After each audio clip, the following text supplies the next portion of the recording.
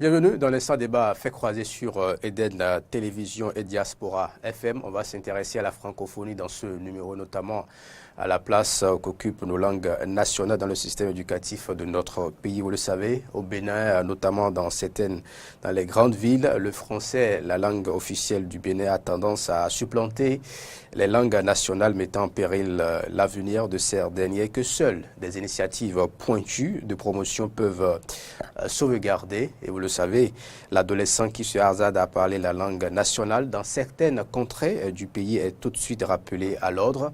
Conséquence, des enfants naissent, grandissent chez eux sans pouvoir communiquer dans leur dialecte maternel ou paternel.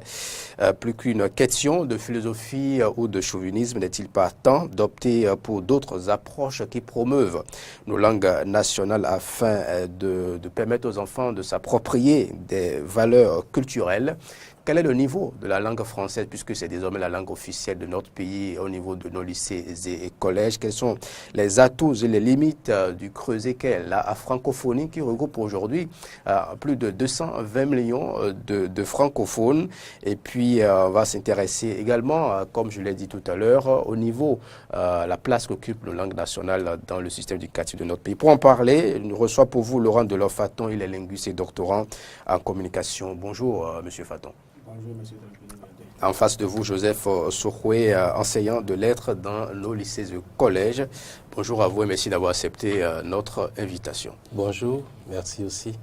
Dites-nous, à l'heure où on célèbre la journée internationale de la francophonie, le constat fait dans notre pays, c'est que la langue officielle supplante nos langues nationales et ça fait des décennies que cela dure. Qu'est-ce qui empêche, qu'est-ce qui bloque l'introduction des langues nationales dans le système éducatif de notre pays?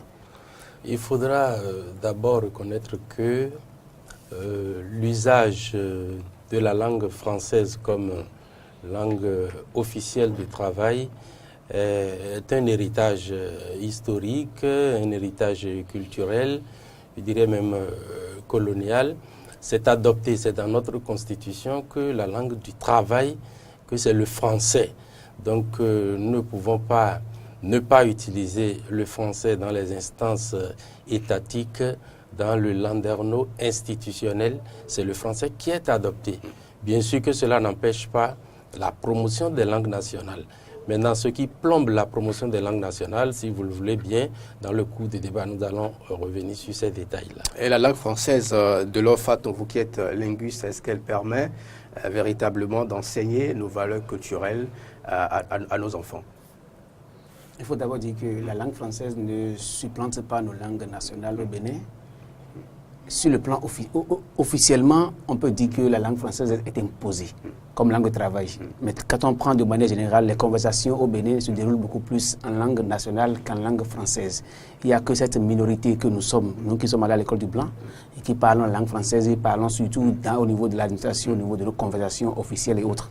Mais quand on prend la grande masse béninoise, nous savons que les statistiques montrent quand même qu'il y a plus de 70% de la population sont analphabètes et utilisent leur langue.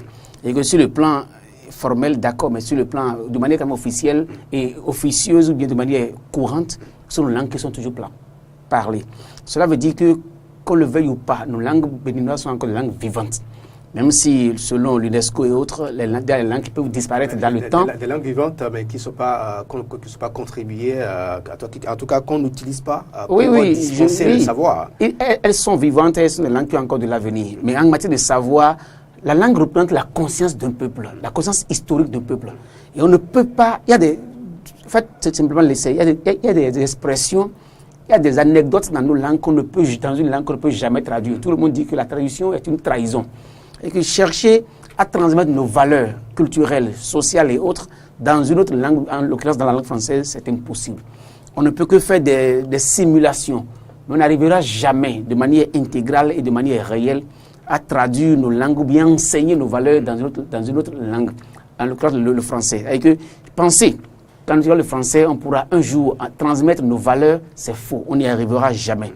Et de manière fondamentale, parce que comme le sujet aborde la question de la francophonie, nous avons dit que la francophonie n'apporte rien à nos pays de manière fondamentale.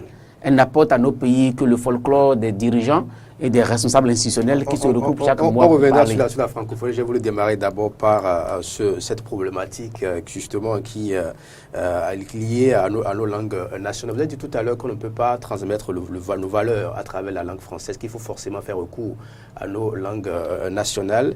Il y a eu sous Kérékou et même sous Yaïboni, on a même eu un ministère spécial qui était chargé de l'alphabétisation et de la promotion des langues nationales, qui devait travailler pour mettre en place un dispositif qui devrait aboutir à l'introduction dans notre système éducatif de quelques langues nationales à titre expérimental. Qu'est-ce qui a buté? Qu'est-ce qui a fait que le projet n'a pas abouti? Vous qui êtes enseignant dans nos lycées et collèges. Je crois qu'on ne peut pas dire que le projet n'a pas abouti. Il y a deux niveaux à observer dans cette initiative. Le premier niveau, c'est de chercher à comprendre le bien fondé. Pourquoi est-ce qu'il faut faire la promotion des langues nationales, donc en les introduisant dans le système éducatif formel?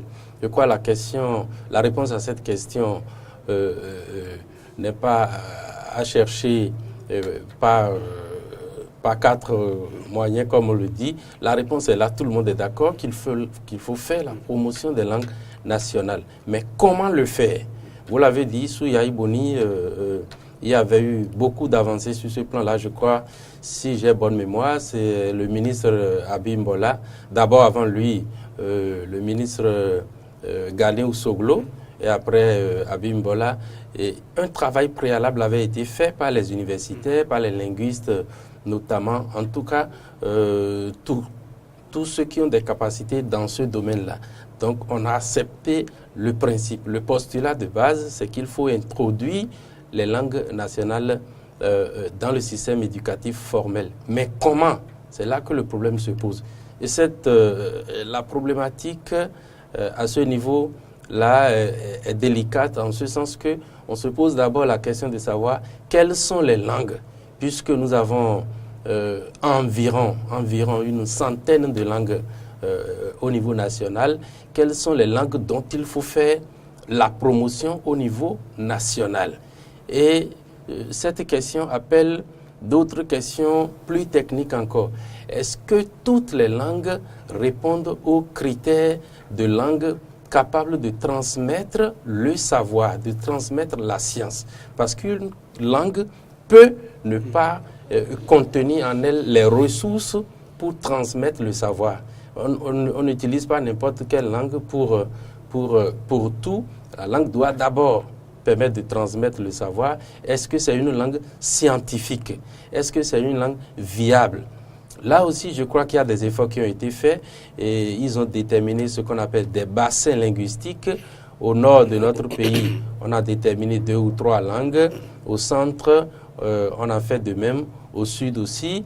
Maintenant, il y a une anecdote du ministre ou professeur Roger Benyonvi qui a dit qu'il a rencontré le roi de Djougou et le roi de Djougou lui a dit « Mais vous avez retenu au niveau national le dindi, le fond, etc. Où est ma langue à moi dans votre affaire ?» Vous voyez? Donc la problématique autour de cette question est plurielle et délicate. Oui, il faut introduire. Comment faut-il le faire? On avait commencé. Et je peux apporter la précision qu'actuellement, il y a des expériences en cours dans le pays, au nord comme au sud, à l'est, à l'ouest.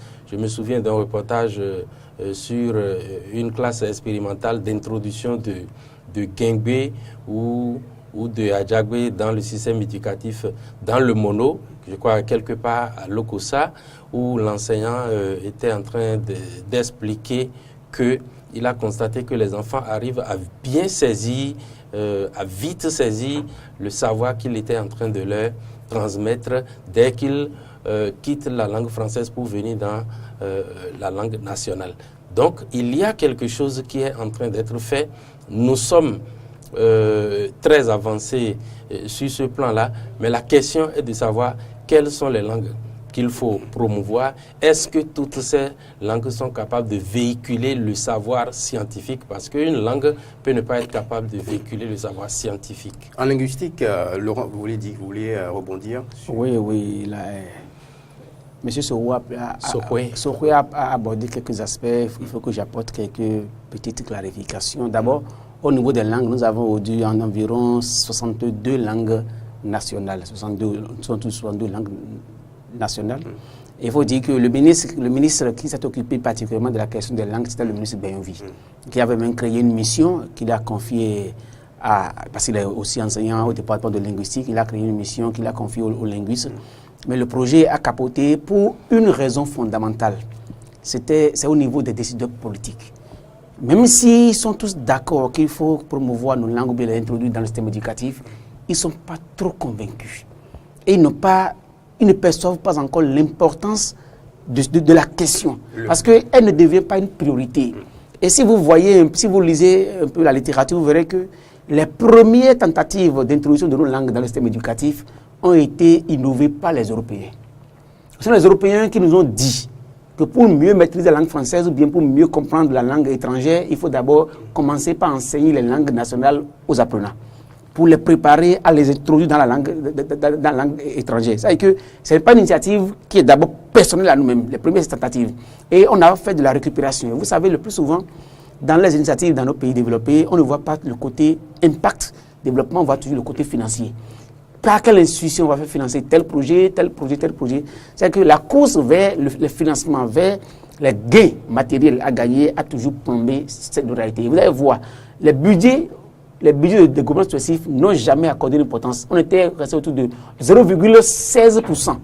Alors qu'il aurait seulement fallu qu'on apporte 1% à cette question, on l'aurait résolu progressivement. C'est la première considération. La deuxième considération, aucune langue n'est incapable d'enseigner le savoir.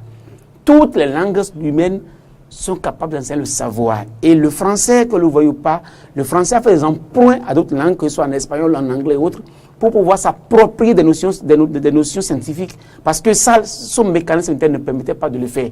Vous avez vu, il y a beaucoup de mots étrangers qui sont dans le français, et que toutes les langues ont besoin d'une certaine ouverture pour aller s'approprier des connaissances qui ne sont pas internes à elles, pour pouvoir enseigner le français, surtout qui s'est appuyé sur le latin. Sur le latin, non, là c'est historique. C'est parce que le latin représente la langue mère, la langue mère par rapport à cette langue. Mais quand on prend le contexte moderne ou contemporain, on a vu qu'il y a des notions que la langue française a été obligée d'aller chercher ailleurs pour pouvoir s'enrichir. C'est-à-dire que toutes nos langues peuvent aussi faire cette modernisation pour pouvoir enseigner. Aucune langue humaine n'est incapable d'enseigner la langue française. On peut le faire. La question maintenant, c'est quel est le mécanisme mis en place pour permettre à cette langue de pouvoir trouver, de pouvoir s'approprier ces notions scientifiques pour le faire. Et toutes nos langues béninoises sont capables de le faire. Il y a même des expériences qui ont été faites par des gens. Quand on prend le chercheur atypique Adigbe qui était resté dans la commune de Dangbo, qui a montré d'autres faces de l'enseignement de la notion scientifique. Il y a tout les mécanismes. La question n'est pas à ce niveau. La question est fondamentalement au niveau des dirigeants politiques qui, non seulement, s'ils ont la volonté, il y a la pression parce que nous ne leur aurons pas l'enseignement de la langue française représente un poids politique et géostratégique pour la France. Et la France voudra toujours que cette langue soit enseignée dans nos systèmes éducatifs africains de ces anciens pays colonisés pour pouvoir maintenir toujours son hégémonie politique et économique. Mais en dehors de cette question, il y a aussi, je suis le département de langage, il y a aussi des débats d'ordre linguistique, d'ordre scientifique. Il faut que nos intellectuels linguistes fassent et en finissent. Parce qu'il y a des polémiques. À ce jour, il y a des polémiques qui se font encore au niveau de l'enseignement de nos langues. Vous ne pouvez pas comprendre qu'à ce jour, on n'a pas pu quand même faire une unanimité autour de l'alphabet avec lequel il faut enseigner nos langues nationales. Parce que les intellectuels n'arrivent pas. Et pourtant, à l'université, notamment chez vous, les linguistes, je crois savoir qu'il y a certaines langues nationales qui sont dispensées. Je suis entièrement d'accord. Aux étudiants, mais sur, sur la base de quel alphabet il y a des polémiques d'autres intellectuels qui se font encore. Et ça, les sachants ou bien les chercheurs, les scientifiques le connaissent. C'est des secrets de politique qu'on connaît au niveau du monde scientifique, au niveau de la linguistique. Il y a quand même des débats qui n'ont pas été vidés et qui posent encore quelques petits problèmes. Parce qu'il y a des écoles, des courants d'idées au niveau de la linguistique qui font que certains débats qui devraient être faits et créer l'unanimité autour quand même de ce qui du minimum sur lesquels vous entendre, tous ces débats n'ont pas été vidés. Mais quand on parle des langues qu'il faut enseigner, qu'on ne reste pas tout le temps à tergiverser, nous avons des langues d'intercommunication au Bénin qui sont 5 langues. Le débat a été vidé depuis longtemps. Si un roi dit que sa langue n'est pas dans les choix faits, ce n'est pas à lui d'imposer une décision nationale. C'est à l'État central d'imposer une décision. Un roi n'a qu'une volonté à exprimer. Et il faut l'amener à comprendre la pertinence du choix et lui montrer que la stratégie ne consiste pas à exclure les langues, mais à commencer un processus pour que dans la durée, toutes les langues soient quand même prises en compte, même si c'est au niveau communal, parce qu'il y a des langues qui n'ont d'envergure que communale. On peut trouver le mécanisme qu'il faut pour pouvoir donner des outils didactiques à ces langues, pour que ces langues soient aussi promues au niveau local. Quand je prends par exemple, moi je parle le Wemengbe, je ne voudrais en rien que le Wemengbe soit exclu définitivement, mais je suis d'accord à ce qu'on enseigne d'abord le Fongbe, parce que le Fongbe elle est une langue d'intercompréhension entre tous ceux qui parlent la langue B au sud et le Gengbe et autres. C'est-à-dire que je suis d'accord à ce qu'on puisse enseigner d'abord le Fongbe, histoire de venir progressivement, parce que l'enseignement des langues, c'est une question de moyens, et de beaucoup de moyens matériels, et de moyens humains, et de moyens financiers. On n'a pas la capacité financière aujourd'hui d'enseigner 62 langues. Et même si on devrait l'enseigner, la vision d'unification du pays sera mise à rude épreuve. Parce que si on va enseigner toutes les langues, c'est comme si on n'est pas en train de construire la nation. Parce qu'il faut tendre de faire la construction de la nation aussi. Et cette question de nation sera effritée si on doit systématiquement enseigner toutes les langues. Mais il faut trouver le moyen qu'il faut pour commencer avec les 5 langues d'intercompréhension que nous avons au Bénin. Mais cette décision revient au gouvernant. Il doit prendre la mesure de la réalité. Le Sénégal, quand même, qui a donné le bon exemple avec le Wolof, qui est une langue qui fait l'unanimité de l'autre côté. Et même les débats au Parlement parfois se font dans cette langue. Sur le point de la diversité, puisque vous estimez que toutes les langues ne peuvent pas être enseignées, ce qui est votre vis-à-vis, il a démontré par plus B que toutes les langues ont, en tout cas ce côté scientifique-là, pour transmettre le savoir. Justement, si vous l'avez bien suivi, vous allez comprendre qu'il a apporté de l'eau à mon moulin, c'est-à-dire que toutes les langues peuvent permettre de communiquer, mais toutes les langues ne peuvent pas permettre de transmettre le savoir. Il a apporté de l'eau à mon moulin, en tout cas, c'est l'analyse que je fais, parce qu'il a dit qu'on n'a même pas arrêté l'alphabet. Vous êtes d'accord avec moi que le b.a.-ba de l'apprentissage d'une langue commence par l'alphabet. Là, maintenant, je crois qu'il y a 2 ou 3 alphabets. Il y a ce qu'on appelle l'API, l'alphabet phonétique international. Il y a ce qu'on appelle alphabet phonétique africain, APA. Il y a d'autres formes d'alphabet encore. Et il y a des difficultés à transmettre certains mots. Vous avez des langues qui ont beaucoup d'onomatopées. Quand on dit un peu comme la salutation dans certaines langues du Nord, même vous prenez la langue Adja, il y a beaucoup de répliques au pou et tout ça, c'est compliqué. Si on n'a même pas l'alphabet, vous êtes d'accord avec moi que ça va être difficile d'abord d'apprendre la langue et de voir si elle répond aux critères de transmission du savoir. Une langue permet la communication, d'accord, permet de transmettre des informations, mais à enseigner, vous êtes d'accord que la moindre des choses, c'est de commencer par l'alphabet. Et en tant que spécialiste des langues, puisqu'il a fait linguistique, il dit qu'il n'y a même pas de l'alphabet. S'il n'y a pas d'alphabet, c'est compliqué. Il a parlé de 5 langues qui sont retenues. Je suis d'accord avec lui. Il est dans son dada. Moi, j'avais parlé d'une centaine. Il a dit 60. On ne va pas faire la guerre des chiffres. Oui. Mais c'est suite à une sélection qu'on a retenu. Sinon, en fait, c'est même plus que 100. Il a dit en plus qu'il y a des langues qui ne se pratiquent, qui ne s'utilisent que dans une commune, peut-être dans un arrondissement. Vous voulez qu'on travaille sur cette langue pour arrêter un alphabet, pour maintenant construire des manuels pour tous les niveaux jusqu'à arriver là. Le français a fait du chemin pour devenir aujourd'hui une langue à besoin de commodité. Si lui, de l'aimer, moi, je suis de Boycon, ma maman est Adja, et nous pouvons, vous, je ne sais pas d'où vous êtes, si nous pouvons communiquer sur ce plateau, c'est grâce au français. C'est grâce au français que je peux avoir un ami de Djougou. C'est grâce au français parce que c'est la langue, la langue bien entendu, la langue coloniale, si on peut le dire comme ça. Et il faut l'accepter comme un instrument. Il ne faut pas faire ce que mon professeur Boyanro appelle un nationalisme attardé pour dire on laisse le français et on commence à enseigner quelle langue aujourd'hui si nous n'avons même pas l'alphabet. Mais je voudrais en même temps souligner, si vous le voulez, oui, allez-y. Je veux recentrer un peu le débat. Il me semble que vous êtes en train de poser la problématique de la non-valorisation ou le non-enseignement de nos langues nationales. C'est ça, non? Bien sûr. Mais nos langues nationales sont bien vivantes. Aujourd'hui, à la télévision, à l'ORTB, pour ne pas le nommer, il y a une radio réservée exclusivement pour les langues nationales. Vous êtes d'accord avec moi?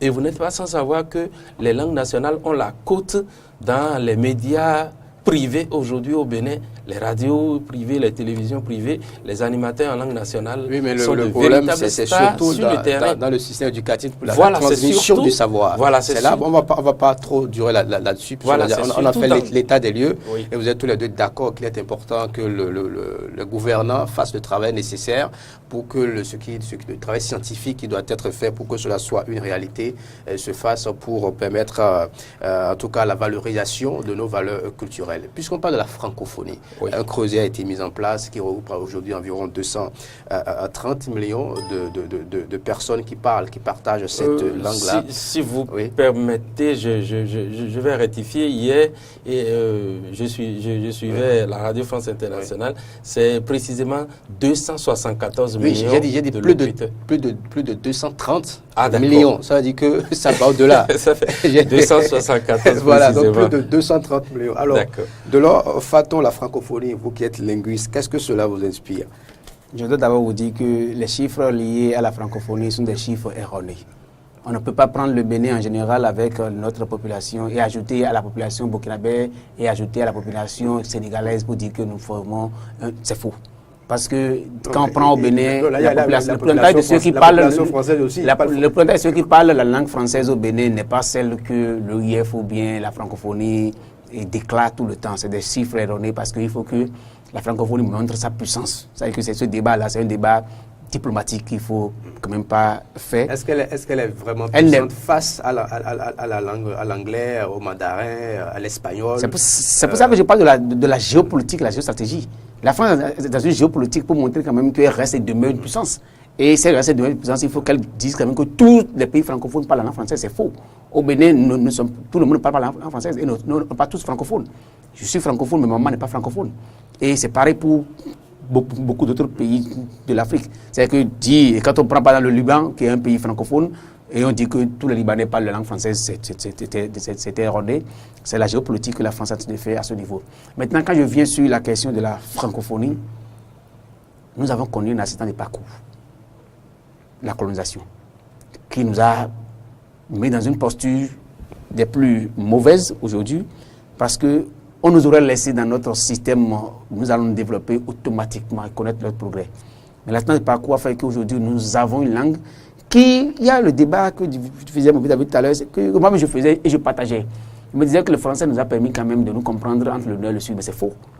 Dans le marché d'Antokpa, ma maman qui quitte Adjong et celle qui quitte le Mono et consort, ils se retrouvent dans le marché d'Antokpa et vendent sans jamais parler le français. Ça veut dire qu'il y avait un mécanisme automatique des peuples à s'entendre entre eux, qui viennent du nord ou du sud. Les échanges ont toujours eu lieu entre les peuples du nord et les peuples du sud du Bénin, sans qu'il ait besoin de la langue française. Et les Yoruba du Bénin et les gens de la culture communiquent toujours depuis des lustres. Par le passé, on savait que le royaume de Dahomey avait des relations diplomatiques avec le royaume de Yo et consort. Alors deux peuples parlaient des langues différentes. Ça veut dire que cet argument qui tient à dire que la langue française nous a unis, c'est un argument faux, qui ne tient pas la route. Aujourd'hui, le fait est là. Nous avons déjà, le coup de l'histoire s'est fait. L'accident de parcours nous a pris au vif, on accepte le fait.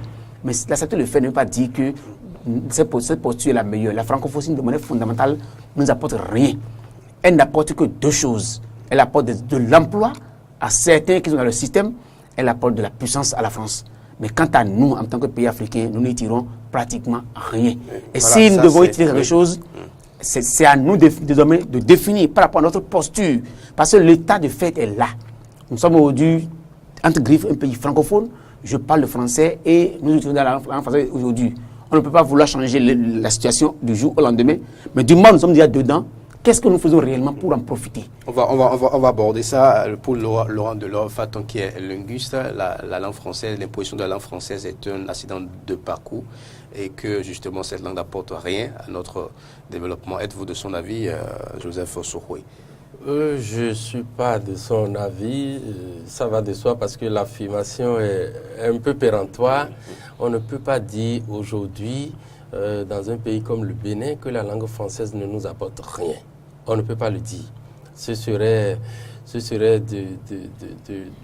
du nationalisme, d'une... J'ai dit de manière fondamentale. Oui, mais il a démontré que de manière fondamentale, elle ne nous apporte rien. Voilà. Et puis il a superficiellement, on va trouver des choses à dire, mais ça, de manière fondamentale, ça n'apporte rien au développement. Oui, vous avez démontré qu'avant le français, les peuples se comprenaient entre eux. C'est discutable. Il ne peut pas... D'abord, je voudrais rectifier ceci. Les peuples ou les communautés, on va appeler ça comme ça, les communautés qui s'entendent entre elles, le bas peuple dans les marchés, dans les maisons, dans les quartiers, cela va de soi. Il y a forcément un qui fait l'effort de parler la langue de l'autre, sinon il ne peut pas avoir communication. Je ne peux pas parler Adja et vous allez parler d'Indi et nous allons communiquer. C'est que moi, Adja, je suis obligé de comprendre un peu quelques mots d'Indi et vice-versa. Vous êtes d'accord avec moi? Maintenant, quand tu as dit que le français ne nous apporte rien, je crois que c'est péremptoire. Je ne suis pas dans la posture de défendre ce que le français nous apporte. Mais comme il a dit, l'accident de parcours a fait que nous avons adopté aujourd'hui le français comme langue de savoir. Mais qu'est-ce qu'on enseigne? C'est à travers quelle langue enseigne-t-on le savoir? Si lui, Monsieur Faton est capable de faire des démonstrations linguistiques, de faire des enquêtes sur le terrain, d'avoir des outils d'analyse des éléments qu'il a recueillis sur le terrain, c'est qu'il a dû apprendre cela à l'université et à travers le français. Donc le français qu'on parle, jusque-là, le savoir se transmet par le français. Le savoir ne se transmet pas par les langues nationales. Maintenant, dans nos relations, que ce soit à l'interne comme à l'externe, au niveau international, nous sommes obligés de communiquer avec les autres peuples pour être dans le Conseil des Nations. On ne peut pas aller à l'ONU pour parler le Dindi à l'ONU. Les réalités sont là. Si on pense à comment nous organiser pour promouvoir nos langues nationales, pour exister, pour que nos valeurs ne disparaissent pas. Parce que ce qu'on ne dit pas assez, c'est qu'une langue charrie avec elle toute une culture, une précision, tout un mode de vie. Une précision, on ne parle pas le mandarin à l'ONU ni à l'Union européenne, mais le mandarin a permis quand même à la Chine d'être ici au rang des grandes puissances économiques du monde. Oui, mais on parle mandarin en Chine, d'accord? Ouais. Mais le grand talent d'Achille de la Chine, c'est qu'au Bénin, la Chine est présente au Bénin, mais on ne parle pas mandarin au Bénin. La langue... C'est pour dire que c'est plus loin que les langues nationales ont quand même leur valeur. Parce que par exemple, quand on parle du cas de la Chine, il y a 60 ans... Je n'ai jamais dit le contraire. Oui, tout à fait, il y a 60 ans, la Chine et le Bénin avaient le même PIB, avaient la même situation, pratiquement la même situation économique. Oui. Aujourd'hui, à quelques différences près, la Chine est quand même l'une des puissances économiques les plus... En tout cas, les plus en vue. L'usage de leur langue, entre autres facteurs, leur a permis d'atteindre ce niveau-là, a permis à la Chine d'atteindre ce niveau-là. Mais vous n'allez pas me dire, c'est simplement le fait que tous les Chinois parlent le mandarin qui leur a permis de se développer. Il y a le travail à côté. Et comme il a dit, il manque la volonté politique peut-être pour que nos langues puissent connaître de beaux jours. Mais à la date d'aujourd'hui, M. Faton, il lit des livres.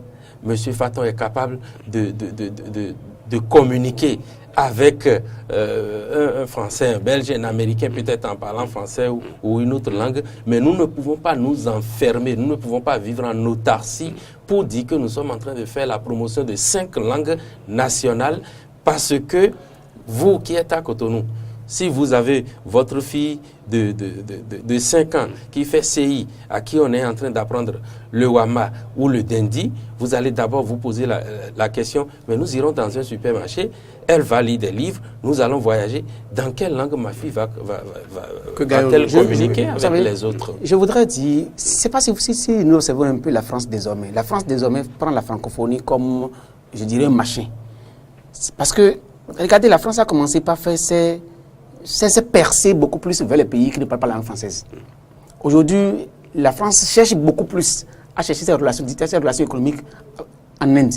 La France, la dernière fois, je ne sais pas si vous avez bien suivi, la facilité ou bien la rapidité avec laquelle le nouveau président libérien a été reçu par rapport à toutes les difficultés qu'un président d'un pays francophone a été reçu à l'Élysée. J'ai dit, mais qu'est-ce que ne va pas? Georges Weah a été reçu juste après 2 semaines après son élection, mais notre président de la République a fait près de 6 mois avant d'être reçu par Emmanuel Macron, alors que nous sommes un pays francophone et l'autre un pays anglophone. Si vous avez vu, il y a environ 1 an, la France a délocalisé les Sciences Po au Kenya. Et l'a fait dans aucun pays francophone. A préféré faire ça au Kenya parce que le Kenya a repris aujourd'hui un boom économique, un espoir pour tous les pays du monde entier. C'est-à-dire que même la France voit à travers la francophonie une chose obsolète et n'y accorde même plus d'importance, cherche les zones où elle a ses intérêts. Et c'est la question à laquelle j'aurais voulu que nous allions. C'est pour ça que je disais tantôt, la francophonie est un fait. Mais qu'est-ce que nous faisons pour profiter désormais de la francophonie? Parce qu'elle doit devenir pour nous, si elle ne doit pas devenir pour nous un objet de développement économique. C'est la question que faire. Pour profiter au moins de ce qui est considéré comme un machin par la France aujourd'hui. Il y avait eu un projet par le passé que le professeur Tegbodi avait inventé, enseigné par exemple le français au Nigeria. Vous comprenez? Qu'on le veuille ou pas, le Nigeria est un grand pays, le plus grand pays de l'Afrique, et le Nigeria est entouré de rien que par des pays francophones. Ça veut dire que le Nigeria, pour communiquer avec les pays voisins, a oublié de parler le français. Parce que nous parlons tous, nous avons le cours de l'histoire fait que nous parlons tous la langue française autour du Nigeria. Et pourquoi pas chercher, nous avons des milliers de chômeurs au Bénin. Pourquoi pas revitaliser par exemple un partenariat entre le Nigeria et le Bénin, montrer plus au Nigeria qu'ils ont besoin de parler français parce que s'ils parlent français, ils vont mieux communiquer et faire prospérer leur économie nationale, montrer au Nigeria que l'enseignement du français est une nécessité vitale. Et chercher pas trouver ce mécanisme, trouver des moyens pour trouver de l'emploi au Bénin, des milliers d'emplois béninois. Ce projet a existé par le passé, mais on n'en a rien fait parce que la mesquinerie béninoise, les coups bas des Béninois a fait tuer ce projet. J'ai pris seulement cet exemple pour dire nous avons aujourd'hui des atouts à profiter, que ce soit nous-mêmes qui définissons nos priorités par rapport à la francophonie et non que ce soit l'OIF ou la secrétaire générale de quelqu'un qui vient faire des tournées, des balades de santé tout touristique et que des intellectuels se retrouvent autour de la francophonie pour dire la francophonie, l'espace d'échange aussi, ça ne nous apporte rien. Définissons nous-mêmes nos priorités en nous basant sur le cours de l'histoire pour tirer profit de cet accident qui est arrivé. J'ai pris seulement l'exemple. Il y a d'autres exemples qu'on peut prendre pour que nous profitions. Mais si on va rester là, que ce soit la France qui définisse, que ce soit l'OIF qui définisse, ça ne nous apportera rien. Définir nos priorités et profiter de la francophonie parce qu'on ne peut plus aujourd'hui revenir en arrière, même s'il faut planifier que dans 50 ans, on pourra faire la promotion d'une autre langue qui pourra reprendre la place du français. Il faut qu'aujourd'hui, on tienne compte de la situation et qu'on en profite. Mais pour en profiter, ça revient encore aux décideurs politiques de faire des priorités. Et si vous voyez aujourd'hui, quand on prend par exemple la considération politique du Bénin par rapport au Nigeria, au lieu de progresser, nous régressons toujours et c'est ce qui n'est pas nous avons encore 3 minutes avant de boucler cette émission. Monsieur Osokwe, le Rwanda par exemple a tourné à un moment donné à la France en s'intégrant dans le Commonwealth. Oui. Et ça, c'est quand même un acte courageux parce que le pays a estimé que pour son développement, il lui faut désormais c'est pas intégrer notre système de langage dans le pays. Et ça a été fait. Comment profiter de l'espace francophone aujourd'hui? Je crois que c'est son droit le plus absolu. Je veux parler de Rwanda, de vouloir...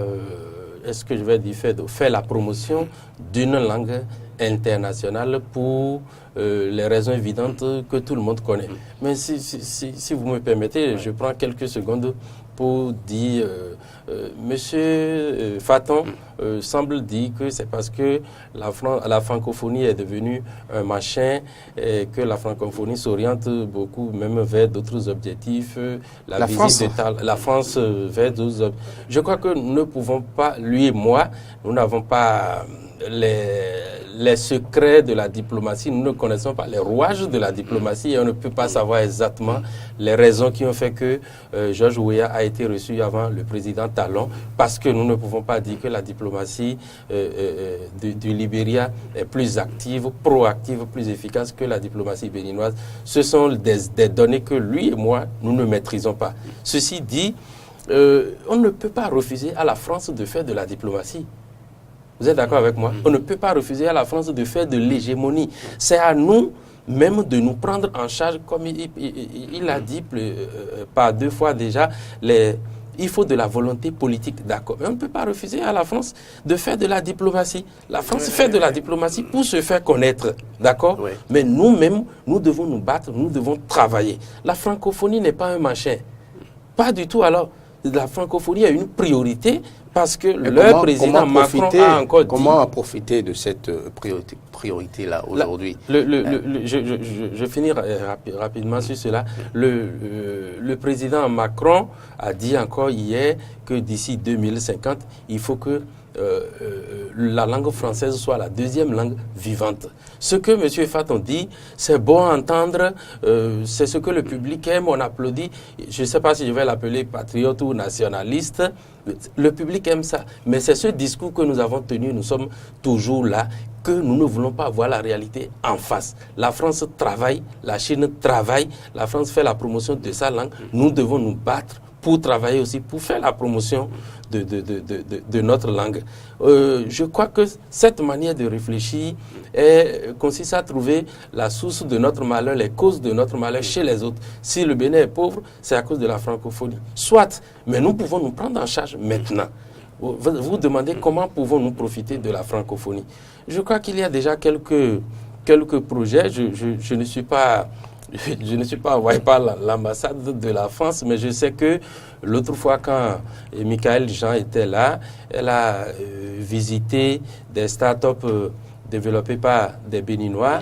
Il y a des projets en faveur des femmes et des jeunes dans des domaines concrets, à savoir la technologie, l'agriculture. Je crois que nous allons saisir ces occasions d'abord et à côté de ça, nous dire que nous-mêmes, nous devons travailler 2 ou 3 fois plus pour faire ce parcours-là que la France a eu à faire pour pouvoir nous imposer aujourd'hui sa langue. Merci à vous, Joseph Soko. Je rappelle que vous êtes enseignant de lettres dans les lycées et collèges. Je pense que vous pouvez, c'est sur votre conclusion, si vous n'avez pas d'autres choses à dire. Non, la promotion de la langue est même inscrite dans notre Constitution, dans l'article 11. L'article 11 stipule que toutes les communautés composant la nation béninoise jouissent de la liberté d'utiliser leur langue parlée et écrite et de développer leur propre culture tout en respectant celle des autres. Et la partie qui m'intéresse le plus, c'est le dernier paragraphe. L'État doit promouvoir le développement des langues nationales d'intercommunication. Comme il le dit, s'il y a la volonté politique... Est-ce que cet article est respecté? Cet article est respecté. Est-ce que je... Vous hésitez? Oui, elle n'est pas respectée. Mais voilà. La faute est à qui? La faute n'est pas à la France. Voilà. Nous-mêmes, nous devons nous travailler, nous imposer. Merci à vous, Joseph. C'est ce que je crois. Votre conclusion, Laurent Delors-Faton. Je fais partie de ceux qui n'ont jamais voulu voir le mal, les causes de nos malheurs ailleurs. Je ne vois jamais ce que j'ai compris à travers votre je ne verrai jamais. J'ai seulement dit une chose. La France est dans une stratégie géopolitique et géostratégique où la France veut quand même que sa langue s'impose et la francophonie est pour la France une opportunité pour montrer au monde entier qu'elle existe. Et nous ne devons pas nous laisser traîner par la France à cause de ses intérêts. Nous avons nos intérêts propres à défendre et à nous de trouver nos intérêts dans la francophonie parce que l'histoire fait que nous sommes déjà dedans. Sous les tropiques, les choses changent quand même. Nous avons des gouvernants qui ont commencé par faire des efforts. Nous sommes déjà dedans. Ce qu'il faut retenir est que de manière, tout le long de l'histoire, on fait des sauts en avant et on recule par rapport à la promotion de nos langues. En 1975, le gouvernement de la Révolution a fait un saut qualitatif par rapport à la promotion de nos langues nationales. Mais avec le temps, on a complètement reculé. après la démocratie, on a fait des tentatives qui ont échoué. En 2007, le gouvernement de Poumoloni Yayi a instauré pratiquement un ministère dans le cadre. Le ministère a disparu. Aujourd'hui, les langues nationales sont retournées encore à la case de départ. Ça veut dire que nous ne sommes pas constants dans la volonté de promotion de nos langues. Il serait quand même question que les gouvernants actuels et à venir donnent plus de priorité, de moyens à la construction de nos langues nationales, parce qu'il faut que nous ayons les moyens pour pouvoir faire la promotion. Et que les chercheurs, les intellectuels s'entendent beaucoup plus entre eux pour vider les questions à polémique qui se posent autour de nos langues, afin qu'une fois pour de bon, on puisse commencer par sentir nos Merci langues. à vous. Et Je voudrais quand même pas qu'on oublie, je voudrais quand même pas qu'on oublie qu'à cette rentrée-ci, il y a eu l'introduction de l'apprentissage de l'anglais déjà dans les maternelles. Ça, c'est une initiative prise par le chef de l'État. Par le chef de l'État, pour que demain nous puissions nous ouvrir au monde. Profiter du Nigeria, surtout. Merci à vous. Voilà. C'était dans l'instant débat à faire croiser Suède Télévision qui a abordé la francophonie, notamment à la place qu'occupe nos langues nationales dans le système éducatif de notre pays. Invité pour en parler, Laurent Delorfaton, les linguistes et doctorants en communication, Joseph Sokwe, enseignant de lettres dans nos lycées et collèges. En nouvelle diffusion sur Diaspora FM à 14h, Suède Télévision à 13h30.